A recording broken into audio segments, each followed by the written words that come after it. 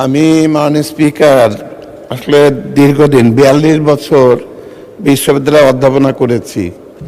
একটা জিনিস আমি এই ইলেকশন করতে এসে জনগণের কাছে মিশতে যে আমি দেখলাম যে এটা একটা নতুন অভিজ্ঞতা এবং জনগণের কাছে আসলেই আমাদের এখানে যারা বসে আছেন তারা প্রত্যেকে ট্যালেন্টেড পারসন। এদের বক্তব্য আমি শুনেছি, একেবারে তন্ময় হয়ে শুনেছি।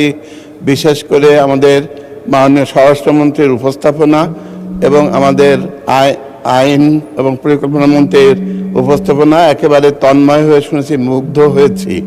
আর অন্য যারা বলেছেন তারাও খুব সুন্দর বলেন, কিন্তু আমার কাছে যেটা প্রশ্ন সেটা হলো এই বাজেট বাস্তবায়ন করার জন্য যারা ইনস্ট্রুমেন্ট হিসাবে কাজ করবেন তারাও তো এদেশে বিশ্ববিদ্যালয়ে লেখাপড়া করেছেন, তারাও বিভিন্ন দেশ থেকে উচ্চশিক্ষাও গ্রহণ করেছেন, তারা আমাদের সচিবালয়ে বসেন।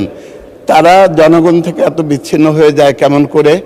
আমাদের বাজেট বাস্তবায়ন যদি আমরা করতে না পারি, দোষটা এখানে যারা বসে আছেন তাদের হবে, কিন্তু ওনাদের হবে না। কিন্তু তারাই কিন্তু আমাদের ইনস্ট্রুমেন্ট। তারা জনগণ থেকে এত বিচ্ছিন্ন হয় কেন?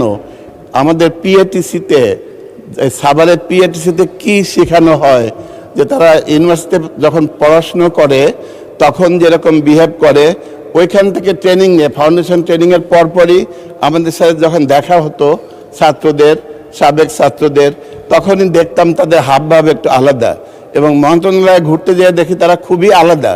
তাদেরকে মনে হয় তারা এই দেশেরই মানুষ না, তারা এই দেশের মানুষ নিয়ে ভাবে না। আমার কাছে মনে হয় কি, আমরা যেমন জনগণের কাছে ঘুরে বেরিয়েছি, জনগণের কাছে গিয়েছি, ঘামের গন্ধ পেয়েছি, আমাদের মনে হয় আমাদের আমলাদেরকে বিভিন্ন ট্রেনিংয়ে